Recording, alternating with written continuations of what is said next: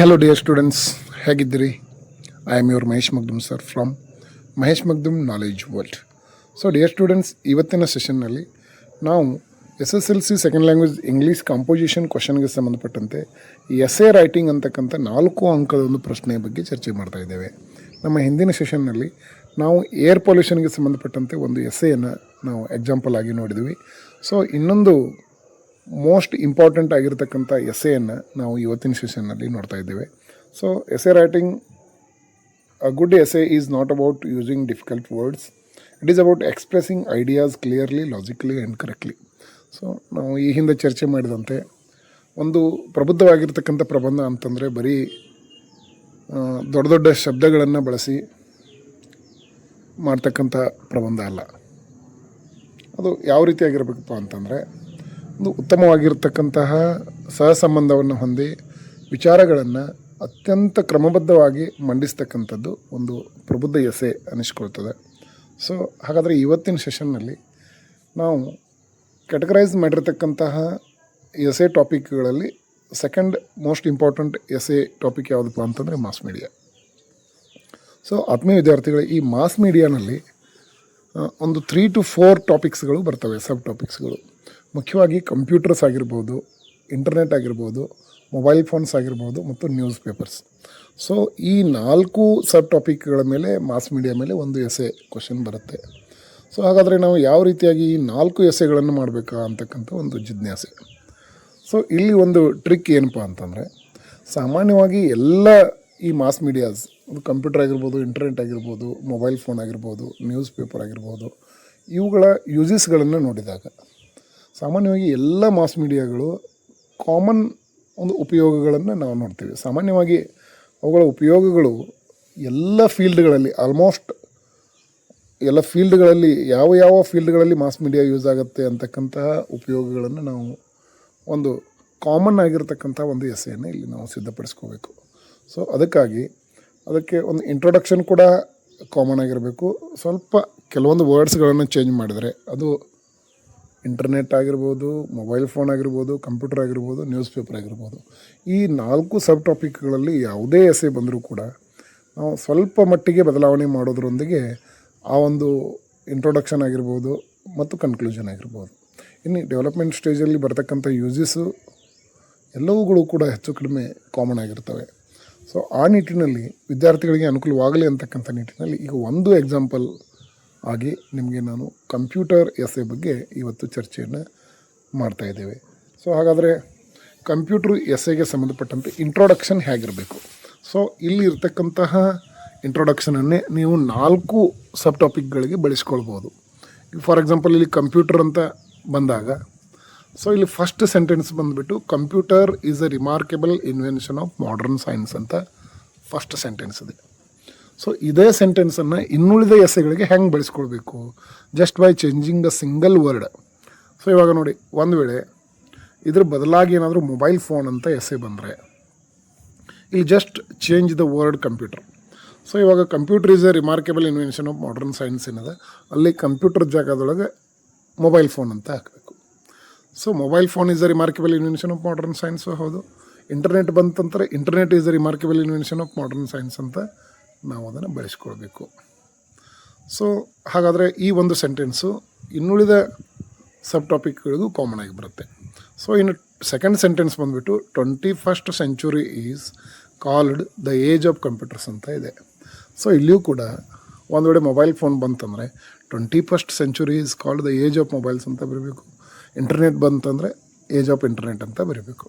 So 2 common ಸೆಂಟೆನ್ಸ್ಗಳನ್ನು ನಾವು ಇವಾಗ discuss ಮಾಡಿದ್ವಿ. ಸೊ ಇನ್ನು ಮೂರನೇದಾಗಿ computer is an electronic device. ಸಾಮಾನ್ಯವಾಗಿ ಈ ಎಲ್ಲ ಇಂಟರ್ನೆಟ್ಟು, ಮೊಬೈಲ್ ಫೋನು ಇವು ಎಲೆಕ್ಟ್ರಾನಿಕ್ ಡಿವೈಸು ಹೌದು, ಕಮ್ಯುನಿಕೇಷನ್ ಡಿವೈಸು ಹೌದು.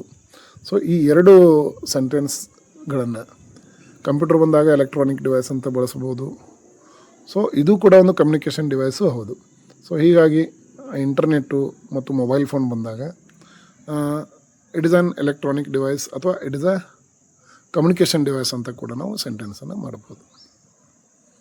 So machine that makes our work easier. So ಎಲ್ಲ ಈ ಮಾಸ್ ಮೀಡಿಯಾಗಳು ನಮ್ಮ ಕೆಲಸವನ್ನು ಸುಲಭ ಮಾಡ್ತವೆ. ಸೊ ಇದು ಸೆಂಟೆನ್ಸು ಕಾಮನ್ ಆಗಿ ಬರುತ್ತೆ. Machine that makes our work easier. So ಇವಾಗ ಇನ್ನು ಕಂಪ್ಯೂಟರ್ ಬಂದಾಗ ಅಲ್ಲಿ ನಮ್ಗೆ ಇನ್ವೆನ್ಷನ್ ಬಗ್ಗೆ, ಸೊ ಇದರ ಸಂಶೋಧಕರ ಬಗ್ಗೆ ನಮಗೆ ಗೊತ್ತಿದೆ. So it was invented by Charles Babbage. So ಅದು ಏನು ಕೆಲಸ ಮಾಡುತ್ತೆ? It calculates, stores, edits and preserves data for long time. So computers are used in many fields. So ಅವು ಮಾಡ್ತಕ್ಕಂಥ ಕಾರ್ಯವನ್ನು ಇಲ್ಲಿ ಬರೆದುಬಿಟ್ಟು computers are used in many fields, internet is used in many fields, mobile phones are used in many fields ಅಂತ ಬರೆದು ಒಂದು 4 to 5 ಸೆಂಟೆನ್ಸಸ್ಗಳ ಒಂದು ಇಂಟ್ರೊಡಕ್ಷನನ್ನು ನಾವು ಈ ರೀತಿ ಸಿದ್ಧಪಡಿಸ್ಬೋದು. ಸೊ ಇವಾಗ ಈ ಒಂದು ಕಾಮನ್ ಸೆಂಟೆನ್ಸಸ್ಗಳನ್ನು ನಾವು 3 ಎಸೆಗಳಿಗೂ ಬಳಸ್ಕೋಬೋದು: ಇಂಟರ್ನೆಟ್ಟು, ಮೊಬೈಲ್ ಫೋನು ಮತ್ತು ಕಂಪ್ಯೂಟರ್ಸ್. ಸ್ವಲ್ಪ ಮಟ್ಟಿಗೆ ಬದಲಾವಣೆಯನ್ನು ಮಾಡೋದ್ರ ಜೊತೆಗೆ ನಾವು ಒಂದು ಕಾಮನ್ ಆಗಿರ್ತಕ್ಕಂಥ ಇಂಟ್ರೊಡಕ್ಷನನ್ನು ಅತ್ಯಂತ ಒಂದು ಅಟ್ರಾಕ್ಟಿವ್ ಆಗಿ ಬರಿಬೋದು ಅನ್ನೋದಕ್ಕೆ ಇಷ್ಟು ಸೆಂಟೆನ್ಸಸ್ಗಳು ಸಾಕು. ಸೊ ಇನ್ನು ಡೆವಲಪ್ಮೆಂಟ್ ಸ್ಟೇಜ್ಗೆ ಬಂದಾಗ uses of computers. So dear students, ಈ ಕಂಪ್ಯೂಟರ್ಗಳು, ಇಂಟರ್ನೆಟ್ಗಳು ಮತ್ತು ಮೊಬೈಲ್ ಫೋನುಗಳು ಕಾಮನ್ ಆಗಿ ಬಳಕೆ ಆಗ್ತಕ್ಕಂತಹ 4 ಫೀಲ್ಡ್ಗಳಿದ್ದಾವೆ. ಮೊದಲನೇದಾಗಿ ಕಮ್ಯುನಿಕೇಷನ್.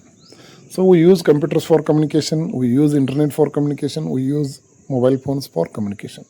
ಸೊ ಸಂವಹನಕ್ಕಾಗಿ ನಾವು ಕಂಪ್ಯೂಟರ್ಗಳನ್ನು ಬಳಸ್ತೀವಿ, ಇಂಟರ್ನೆಟನ್ನು ಬಳಸ್ತೀವಿ, ಮೊಬೈಲ್ ಫೋನನ್ನು ಬಳಸ್ತೀವಿ. ಸೊ ಹೀಗಾಗಿ ಈ 3 ಎಸೆಗಳಿಗೆ ಯೂಸಸ್ನಲ್ಲಿ ಫಸ್ಟ್ ಪಾಯಿಂಟ್ ಬಂದುಬಿಟ್ಟು communication. Communication is a way to convey an idea, a message, a picture, a speech, or any form of text, audio, or video clip. So computers are capable of doing so.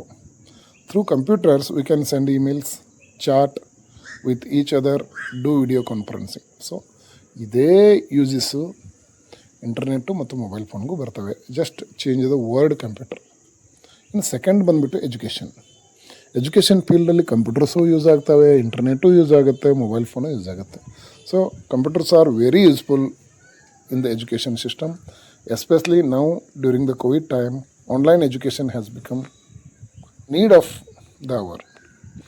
There are many ways through which an institution can use computers to educate students. So ಸಾಮಾನ್ಯವಾಗಿ education ಫೀಲ್ಡಲ್ಲಿ ಕಂಪ್ಯೂಟರ್ಸ್ಗಳು online ಕ್ಲಾಸಸ್ಗಾಗಿರ್ಬೋದು, ಅಥವಾ ವೀಡಿಯೋಸ್ಗಳಿಗಾಗಿರ್ಬೋದು, ಅಥವಾ ಇನ್ನಿತರೆ ಆ್ಯಕ್ಟಿವಿಟೀಸ್ಗಳಿಗಾಗಿ ನಾವು ಕಂಪ್ಯೂಟರ್ಸ್ಗಳನ್ನು ಬಳಸ್ತೀವಿ. Online ಕ್ಲಾಸಸ್ಗಾಗಿ mobile ಫೋನ್ಗಳನ್ನು ಬಳಸ್ತೀವಿ. ಮತ್ತು ಈ ಎಲ್ಲದಕ್ಕಾಗಿ ಇಂಟರ್ನೆಟನ್ನು ಕೂಡ ಬಳಸ್ತೀವಿ. ಸೊ ಕಾಮನ್ ಯೂಸಸ್ಗಳಲ್ಲಿ ಕಮ್ಯುನಿಕೇಷನ್ ಮತ್ತು ಎಜುಕೇಷನ್, ಈ 2 ಪಾಯಿಂಟ್ಗಳು ಭಾಳ ಇಂಪಾರ್ಟೆಂಟ್ ಇದ್ದಾವೆ. ಇನ್ನು ನೆಕ್ಸ್ಟ್ ಬಂದುಬಿಟ್ಟು 3ನೇದು ಎಂಟರ್ಟೈನ್ಮೆಂಟ್. ಸೊ ಈ ಎಂಟರ್ಟೈನ್ಮೆಂಟ್ ಕೂಡ ಒಂದು ಕಾಮನ್ ಪಾಯಿಂಟು. ಕಂಪ್ಯೂಟರ್ಸ್ಗಳಲ್ಲಿಯೂ ನಾವು ವಿಡಿಯೋಸ್ಗಳನ್ನು ನೋಡ್ತೀವಿ, ಮೂವೀಸ್ಗಳನ್ನು ನೋಡ್ತೀವಿ, ಗೇಮ್ಸ್ ಆಡ್ತೀವಿ. ಅದೇ ರೀತಿ ಮೊಬೈಲ್ನಲ್ಲಿಯೂ ಕೂಡ ನಾವು ಚಾಟಿಂಗ್ ಮಾಡ್ತೀವಿ, ವಿಡಿಯೋಸ್ ನೋಡ್ತೀವಿ, ಅಲ್ಲಿಯೂ ಕೂಡ ಮ್ಯೂಸಿಕ್ ಲಿಸನ್ ಮಾಡ್ತೀವಿ ಮತ್ತು ಗೇಮ್ಸ್ ಆಡ್ತೀವಿ. ಅದೇ ರೀತಿಯಾಗಿ ಈ ಎಲ್ಲವನ್ನು ಮಾಡಬೇಕಾದ್ರೆ ನಮಗೆ ಇಂಟರ್ನೆಟ್ ಮೂಲ. ಸೊ ಹೀಗಾಗಿ ಈ ಎಂಟರ್ಟೈನ್ಮೆಂಟ್ ಅಂತಕ್ಕಂಥದ್ದು ಕೂಡ ಒಂದು ಕಾಮನ್ ಪಾಯಿಂಟ್. ಇನ್ನು 4th ಒನ್ ಬಂದುಬಿಟ್ಟು ಬ್ಯಾಂಕಿಂಗ್. ಈ ಬ್ಯಾಂಕಿಂಗ್ ಕ್ಷೇತ್ರದಲ್ಲಿ ಕೂಡ ಕಂಪ್ಯೂಟರ್ಸು ಬಳಕೆ ಆಗ್ತವೆ, ಇಂಟರ್ನೆಟ್ಟು ಬಳಕೆ ಆಗ್ತದೆ, ಮೊಬೈಲ್ ಬ್ಯಾಂಕಿಂಗ್ ಮಾಡ್ತೀವಿ, ನೆಟ್ ಬ್ಯಾಂಕಿಂಗ್ ಮಾಡ್ತೀವಿ. So we can use computers to listen music, watch videos and also play games. Entertainment ಆಯಿತು. ಇನ್ ಬ್ಯಾಂಕಿಂಗಲ್ಲಿ nowadays to a large extent banking is depending on computers. Banks provides online accounting facility which includes checking current balances, making deposits, overdrafts, checking interest charges, shares and trustee records. So even mobile ಫೋನಲ್ಲಿ ನಾವು ನೋಡ್ಬೋದು, state bank of India YONO ಆ್ಯಪ್ನಲ್ಲಿ ನಾವು ಬ್ಯಾಂಕಿಗೆ ಹೋಗೋದೇ loan ಕೂಡ sanction ಮಾಡ್ಕೋಬೋದು. So ಇಷ್ಟರ ಮಟ್ಟಿಗೆ ಬ್ಯಾಂಕಿಂಗ್ನಲ್ಲಿ ಇವತ್ತು ಕಂಪ್ಯೂಟರ್ಸು, ಮೊಬೈಲ್ ಫೋನ್ಸು ಮತ್ತು ಇಂಟರ್ನೆಟ್ಗಳೇ ಬಳಕೆ ಆಗ್ತದೆ. ಸೊ ಈ 4 ಇಂಪಾರ್ಟೆಂಟ್ ಆಸ್ಪೆಕ್ಟ್ಸು ಸೊ ಯೂಸಸ್ನಲ್ಲಿ ಕಾಮನ್ ಆಗಿ 3 ಎಸೆಗಳಿಗೆ ಬಳಕೆ ಆಗ್ತವೆ. ಸೊ ಇನ್ನು 5th ಬಂದುಬಿಟ್ಟು ಮಾರ್ಕೆಟಿಂಗ್. ಸೊ ಇವತ್ತು ಎಲ್ಲ ಜಮಾನ ಹೆಂಗಾಗಿದೆಪ್ಪ ಅಂತಂದ್ರೆ ಆನ್ಲೈನ್ ಮಾರ್ಕೆಟಿಂಗ್. ಸೊ ಈ ಆನ್ಲೈನ್ ಮಾರ್ಕೆಟಿಂಗ್ಗೆ ನಾವು ಕಂಪ್ಯೂಟರ್ಸನ್ನು ಬಳಸ್ತೀವಿ, ಮೊಬೈಲ್ ಫೋನ್ಸನ್ನು ಬಳಸ್ತೀವಿ, ಇಂಟರ್ನೆಟ್ ಅಂತೂ ಬೇಕೇ ಬೇಕು. So in marketing computers are mainly used for advertising. So advertisement ಮಾಡಲಿಕ್ಕೆ ಕಂಪ್ಯೂಟರ್ಸ್ ಬಳಸ್ತೀವಿ. Home shopping. ಸೊ ಇವಾಗ ಮೀಶೋ, ಅಮೆಝಾನು, ಫ್ಲಿಪ್ಕಾರ್ಟ್ಗಳ ಮೂಲಕ ನಾವು ಆನ್ಲೈನ್ ಪರ್ಚೇಸನ್ನು ಮಾಡ್ತೀವಿ. ಅದಕ್ಕೆ ಕೂಡ ಮೊಬೈಲ್ ಬಳಕೆ ಆಗ್ತದೆ, ಕಂಪ್ಯೂಟರ್ಗಳು ಬಳಕೆ ಆಗ್ತವೆ, ಇಂಟರ್ನೆಟ್ಟು ಬಳಕೆ ಆಗ್ತದೆ. Similarly there are various other applications of computers in other fields such as insurance and engineering and design etcetera. So ಇದನ್ನು ಹೊರತುಪಡಿಸಿದರೆ ಅದರ್ ಯೂಸಸ್ಗಳಲ್ಲಿ computers are used in the field of science and technology, industries, railway stations and airports and bus terminals. So ಇವತ್ತು ನಾವು advance ticket ಬುಕ್ಕಿಂಗಾಗಿ ಕಂಪ್ಯೂಟರ್ನಲ್ಲೂ booking ಮಾಡ್ತೀವಿ, mobile ಫೋನಲ್ಲೂ ಕೂಡ ಬುಕ್ಕಿಂಗ್ ಮಾಡ್ತೀವಿ. ಸೊ ಹೀಗಾಗಿ ಈ ರೀತಿಯಾಗಿ ಈ 6 ಏನು ಪಾಯಿಂಟ್ಸ್ ಇದ್ದಾವೆ ಯು ಜಿ ಸಿಗೆ ಸಂಬಂಧಪಟ್ಟಂತೆ, ಮೊದಲನೇದಾಗಿರ್ಬೋದು communication, education, entertainment, banking, marketing ಮತ್ತು ಅದರ್ ಯೂಸಸ್. ಸೊ ಇಷ್ಟು 6 ಪಾಯಿಂಟ್ಸ್ಗಳನ್ನು ನಾವು ಡಿಟೇಲ್ ಆಗಿ ಬರೆದ್ರೆ ಸೊ ಡೆವಲಪ್ಮೆಂಟ್ ಸ್ಟೇಜಲ್ಲಿ ಇಷ್ಟು ಸಾಕು ಅಂತ ಅನಿಸುತ್ತೆ. ಸೊ ಇನ್ನು ಕೊನೆಗೆ ಬಂದುಬಿಟ್ಟು ಕನ್ಕ್ಲೂಷನ್. ಈ ಕನ್ಕ್ಲೂಷನ್ ಕೂಡ ನಾವು 3 ಎಸ್ಸೆಗಳಿಗೆ ಇದನ್ನು ಕಾಮನ್ ಆಗಿ ಬಳಸ್ಕೋಬೋದು. Computers have become an integral part of our lifes. ಇದೇ ರೀತಿ mobile phones are also become an integral part of our lifes. Internet is also become an integral part of our life. So ಇವತ್ತು ಕಂಪ್ಯೂಟರ್ಗಳು, internet ಮತ್ತು mobile ಫೋನುಗಳು ನಮ್ಮ ಜೀವನದ ಒಂದು ಅವಿಭಾಜ್ಯ ಅಂಗಗಳಾಗಿದ್ದಾವೆ. Computer is popular for its speed, accuracy and storage capacity. However it is useful or not. So ಯಾವುದೇ ಒಂದು ಮಾಸ್ ಮೀಡಿಯಾ ಅದು ಒಳ್ಳೆಯದೋ ಅಥವಾ ಕೆಟ್ಟದ್ದು ಅನ್ನೋದು ಯಾವುದ್ರ ಮೇಲೆ ಅವಲಂಬಿಸಿದೆ ಅಂತಂದರೆ ನಾವು ಅದನ್ನು ಯಾವುದಕ್ಕೆ ಬಳಸ್ಕೊಳ್ತೀವಿ ಅದರ ಮೇಲೆ ಅವಲಂಬಿಸಿದೆ. If we use it for good purpose, good. If we use it for a bad purpose, it is bad. So ಇಲ್ಲಿ ಕಾಮನ್ ಆಗಿ ಕನ್ಕ್ಲೂಷನಲ್ಲಿ ಕೂಡ ನಾವು ಏನು ಮಾಡಿದ್ದೀವಪ್ಪ ಅಂತಂದರೆ however it is useful or not which depends on our ways of using it. So ಅದು ಒಳ್ಳೆಯದು ಅಥವಾ ಕೆಟ್ಟದ್ದು ಅನ್ನೋದು ಅದನ್ನು ನಾವು ಯಾವ ರೀತಿಯಾಗಿ ಬಳಕೆ ಮಾಡ್ತೀವಿ ಅದರ ಮೇಲೆ ಅವಲಂಬಿಸಿದೆ. It will be better if we use for good purpose. So ಅದು ಯಾವಾಗ ಒಳ್ಳೆಯದಾಗ್ತದೆ ಅಂತಂದರೆ ನಾವು ಅದನ್ನು ಒಳ್ಳೆಯ ಉದ್ದೇಶಕ್ಕಾಗಿ ಬಳಸ್ಕೊಂಡ್ರೆ. ಸೊ ಆತ್ಮೀಯ ವಿದ್ಯಾರ್ಥಿಗಳೇ, ಇಷ್ಟು ಈ ಮಾಸ್ ಮೀಡಿಯಾಗೆ ಸಂಬಂಧಪಟ್ಟಂತೆ 3 ಸಬ್ ಟಾಪಿಕ್ಸ್ ಮೇಲೆ ಎಸ್ಸೇಸ್ ಬಂದರೆ ನಾವು ಇಷ್ಟು ಪಾಯಿಂಟ್ಸ್ಗಳನ್ನು ಬಳಸ್ಕೊಂಡು ಈ ಕಾಮನ್ ಆಗಿರ್ತಕ್ಕಂತಹ ಇಂಟ್ರೊಡಕ್ಷನ್ನು ಮತ್ತು ಕನ್ಕ್ಲೂಷನ್ನ ಬಳಸಿಕೊಂಡು ಒಂದು ವೇಳೆ ಎಸ್ಸೇ ಬರೆದಿದ್ದೇ ಆಗಿದ್ದಲ್ಲಿ ಡೆಫಿನೆಟ್ಲಿ ನಾವು 4ಕ್ಕೆ 4 ಅಂಕಗಳನ್ನು ಪಡೆಯೋದರಲ್ಲಿ ಯಾವುದೇ ಸಂದೇಹ ಇಲ್ಲ ಅಂತ ಹೇಳ್ತಾ ಮತ್ತು ಮುಂದಿನ ಸೆಷನಲ್ಲಿ ಇನ್ನೊಂದು ಟಾಪಿಕ್ ಮೇಲೆ ನಾವು ಎಸ್ಸೇ ಮೇಲೆ ಚರ್ಚೆ ಮಾಡೋಣ. ಸೊ ಇವಾಗಂತೂ 2 ಟಾಪಿಕ್ಗಳ ಮೇಲೆ ನಾವು ಎಸ್ಸೇಯನ್ನು ಯಾವ ರೀತಿಯಾಗಿ ಬರೀಬೇಕು ಅಂತಕ್ಕಂಥದ್ದು. ಮೊದಲನೇದಾಗಿ ಏರ್ ಪೊಲ್ಯೂಷನ್ನು, ಅಲ್ಲಿಯೂ ಕೂಡ ಏರ್ ಪೊಲ್ಯೂಷನು, ವಾಟರ್ ಪೊಲ್ಯೂಷನ್ ಮೇಲೆ ಯಾವುದಾದ್ರೂ ಬರ್ಬೋದು, ಅಲ್ಲಿಯೂ ಕೂಡ ನಾವು ಪಾಯಿಂಟ್ಸ್ಗಳ ಬಗ್ಗೆ ಡಿಸ್ಕಸ್ ಮಾಡಿದ್ವಿ. ಇವತ್ತಿನ ಸೆಷನ್ನಲ್ಲಿ ಮಾಸ್ ಮೀಡಿಯಾಗೆ ಸಂಬಂಧಪಟ್ಟಂತೆ ಒಂದು ಎಕ್ಸಾಂಪಲನ್ನು ತೆಗೆದುಕೊಂಡು 3 ಸಬ್ ಟಾಪಿಕ್ಗಳಿಗೆ ಕಾಮನ್ ಆಗಿ ಹೆಂಗೆ ಎಸ್ಸೇ ಬರೀಬೇಕು ಅನ್ನೋದ್ರ ಬಗ್ಗೆ ಚರ್ಚೆ ಮಾಡಿದ್ವಿ. ಸೊ ಬಹುಶಃ ಇಷ್ಟು ನಿಮಗೆ ಉಪಯೋಗ ಆಯಿತು ಅಂತ ನಾನು ಭಾವಿಸಿದ್ದೀನಿ. For more video notifications subscribe Mahesh Magdum knowledge world ಅಂತ ಹೇಳ್ತಾ ಈ ವಿಡಿಯೋನ ಇಲ್ಲಿಗೆ ಮುಗಿಸ್ತಾ ಇದ್ದೇವೆ. Until then take care, bye ಅಂತ ಹೇಳ್ತಾ ಮತ್ತೆ ಮುಂದಿನ ವಿಡಿಯೋನಲ್ಲಿ ಸಿಗುವ.